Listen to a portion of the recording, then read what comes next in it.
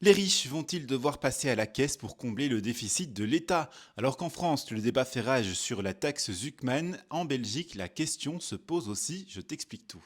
Le gouvernement fédéral est en ce moment même en train de confectionner son budget 2026 et il a un déficit abyssal de 26,6 milliards d'euros.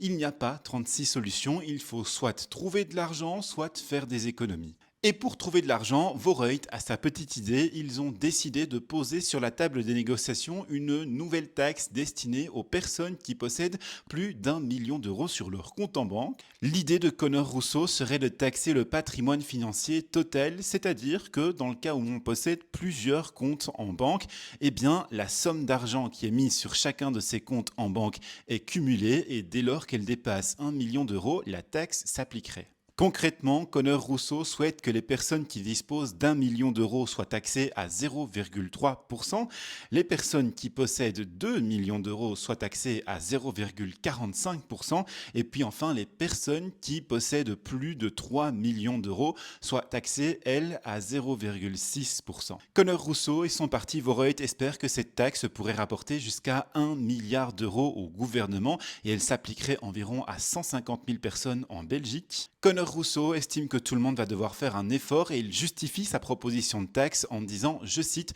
ceux qui travaillent versent la moitié de leur salaire, ceux qui ont plus d'1 million d'euros sur plusieurs comptes en banque, eux ne payent pratiquement rien. Et l'idée aura beaucoup de mal à passer, la NVA et l'EMR sont farouchement opposés à de nouvelles taxes. Georges-Louis Boucher a d'ailleurs taclé Voreuil à la VRT en disant, je cite, ce n'est plus Voreuil, c'est Vortax. Et il a estimé également qu'il serait mieux de faire des économies en s'attaquant, je cite, aux faux malades. Il a estimé qu'il y avait les vrais malades à aider absolument et puis les autres.